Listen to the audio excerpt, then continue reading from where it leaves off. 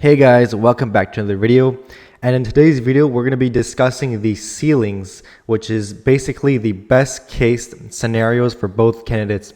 I had previously done a best case scenario for Donald Trump alone in a video, which you guys can check out, but that is a little bit outdated and the map has changed actually, even though it hasn't been that long. But the map is constantly changing.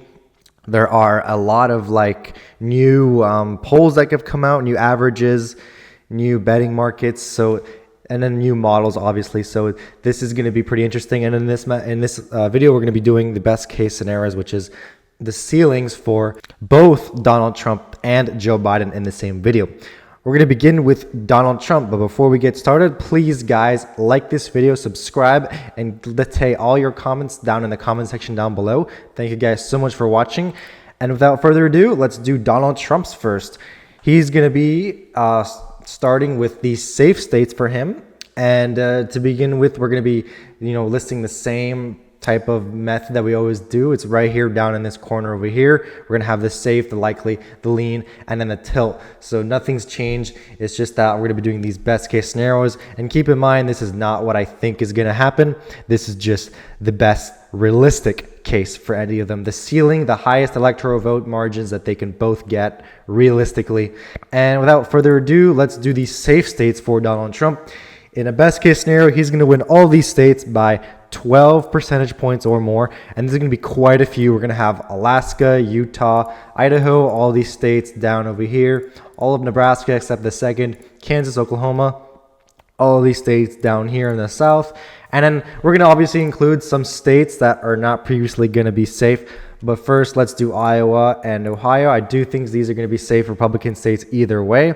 And in the best case scenario, they're going to be way past that safe margin, maybe even up to 15 percentage points for that candidate. And then we're going to have the states of Texas and Florida. Now we can check a little bit of polls for Texas and Florida. They already are pretty safe for Donald Trump, almost in the safe margin for just a regular scenario over here. We can see 9.1% in Florida, and then in Texas, we can see here 11.1, which is an insane margin. And in this video, I'll be going between 538 and DDHQ/The Hill to check out some polls. And either way, so that's going to be all of our safe states. And let's not forget to include Maine's 2nd congressional district. And Trump will have 219 electoral votes in the safe column in his best case scenario.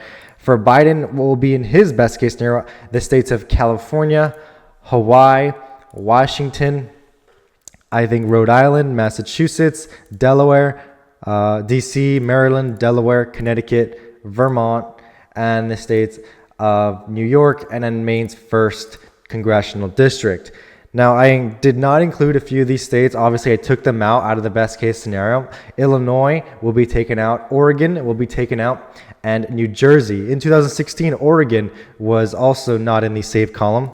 As we can see from these elections back in 2016, Oregon only went from 11 points for Hillary Clinton, only went 17 for Clinton in Illinois. New Jersey was only 14. So I think definitely in this best case scenario that these states will go down from the safe margin to the likely margin. And these would end up being Biden's safe states that he'll win by 12 points or more. And now we're going to go into the likely states for Donald Trump. He's going to have quite a few. He's going to have the states of Georgia, the states of North Carolina, Arizona, and Nevada. These all will definitely be in the likely column in the best case scenario, because if we already check the margins, he's up 4.5% on average in the state of Arizona. In Georgia, he's up 5.3% on average. And then if we go down to the states of North Carolina down here, he's up a whopping 6.7. And then finally in Nevada, he's up 5.3. So in a best case ceiling scenario for him, he would definitely have all these states above that 6% margin. He would win them all in the likely column. And then for Joe Biden, all these states that I have already previously missed are going to go in the likely column for him. These states of Oregon, Illinois, and New Jersey. Now, I could point out a little bit of polling that was taken in New Jersey for him, where he does have pretty small leads. It is only one poll here, but it had him up only 5 and 6, which is very worrisome for him. So in this scenario, I think these states will definitely be going down from the safe to the likely, probably more on the higher end of the likely. And then also I'm going to include the state of Colorado in here, because Colorado, probably the most left trending state. It only went to Hillary Clinton by 5, and then Biden by 13.5. So I think in that best case scenario for Trump, it would still be kind of in that lower range, probably closer to 6 to 7 percentage points in that column right there. And we have the remaining states. These are going to be more about battlegrounds, but the states that will go in the lean column for Trump would be Nebraska second, Wisconsin, Michigan, and Pennsylvania. I think he would secure this election pretty easily in this scenario, where he would win these 3 states by a lean margin. Now, currently, the polls in these states are very, very tight. Trump leads 0.6% on average in Wisconsin. He leads in Pennsylvania by a pretty narrow margin as well, if I can find it over here on the state of Pennsylvania, right over here. He leads by 1.6, probably the best out of all of them. And in Michigan, we can see here, he only leads by 0.6. And then same thing if we want to check out on DDHQ, where actually the state of Wisconsin is the only one where Joe Biden actually leads according to this aggregate. And if we check the state of Pennsylvania, Trump has a solid lead here of 1.7%.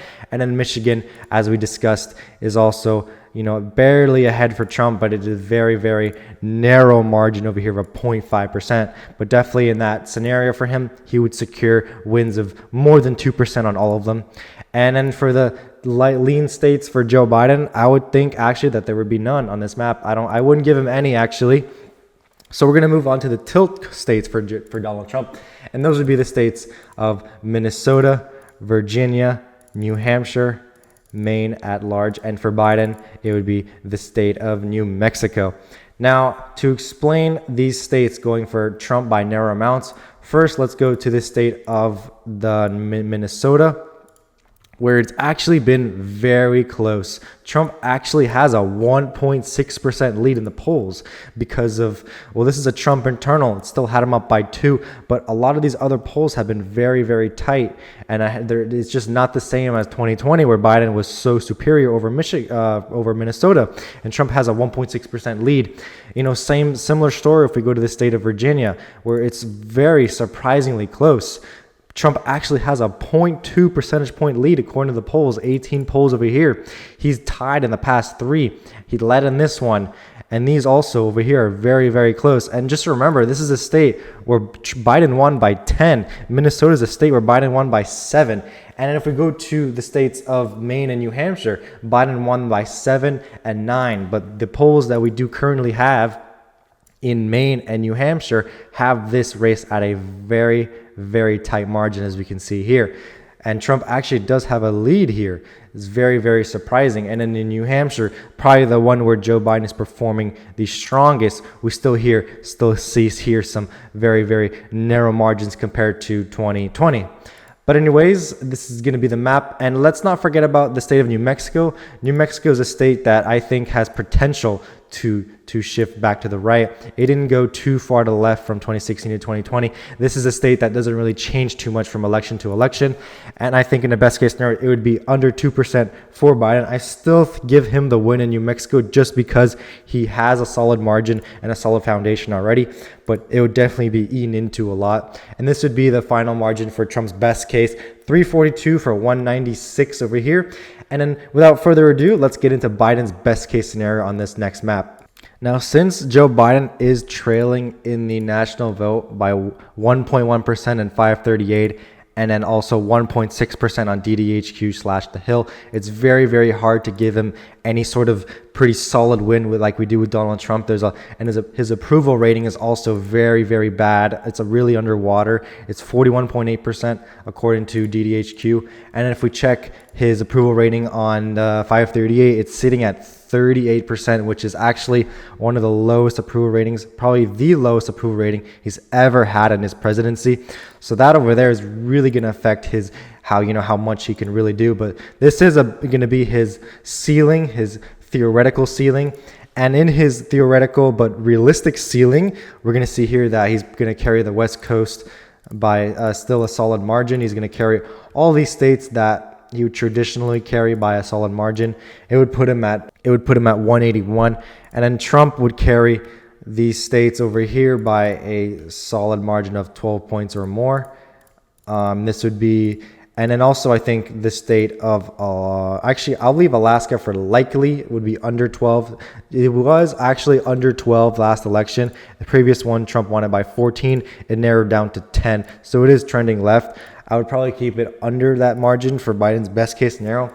But getting into Trump's likely states, it's very hard here to really, give Biden so much improvement, since we see the polls are so bad for him in some of these states.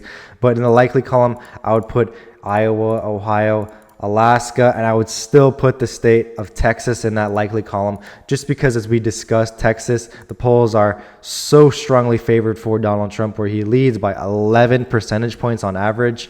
And if we remember back in 2020, it was supposed to be a narrow race, and Trump actually outperformed by 4 percentage points, indicating that this could be a safe margin for him. I would probably give him a 6 to 7 point win in the Biden best case scenario.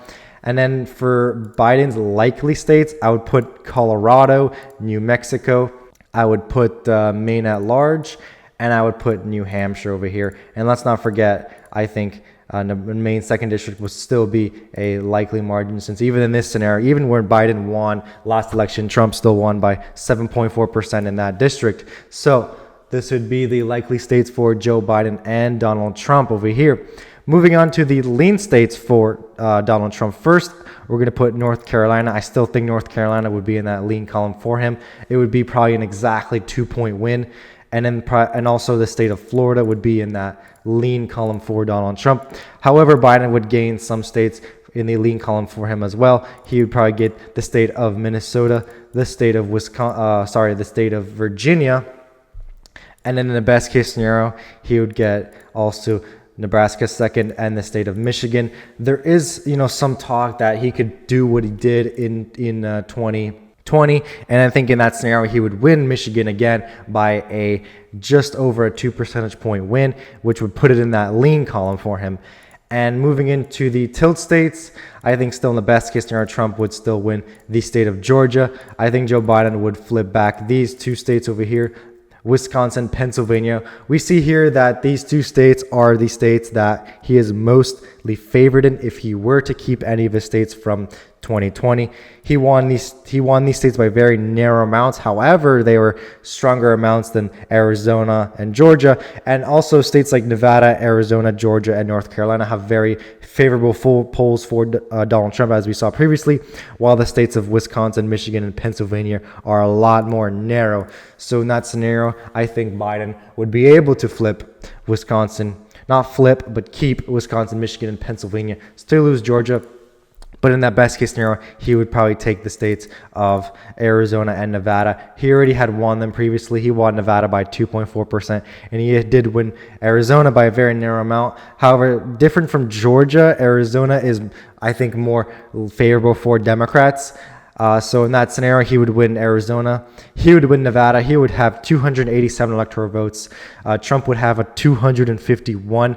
And if we compare that here to Trump's best case scenario, we can see a huge difference here, how much more the map it could be open for Donald Trump. And this is very ironic because in previous elections, we were discussing how the Democrats can open up the map, flip states like Texas, North Carolina, but that didn't really play out. And now we're talking about another story here where we see the Republican being able to make such gains, and that's not because the Republican candidate is so popular, but because the Democrat candidate is so unpopular. We can't ignore this metric here. We cannot ignore that Biden has a 38% approval rating, because I think the best indicator for deciding a president would be their approval rating. If they have an approval rating of 38%, it really indicates such a horrible chance of them winning. 56% disapproval. That could say that 56% of the nation will not vote for you. And if 56% of the nation doesn't vote for you, you're going to lose the election pretty badly.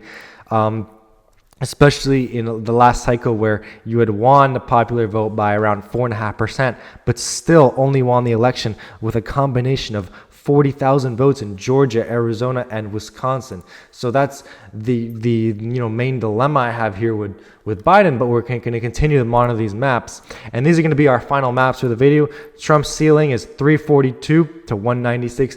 Biden's ceiling right now is 287 to 251. You could make the argument that he flips the state of Georgia and that his real ceiling would be 303 to 235, but I actually don't even think that's possible as of now. Things could change. We're still 5 months away. But anyways, thank you guys so much for watching. Please like and subscribe to this video, and I'll check you guys out on the next one.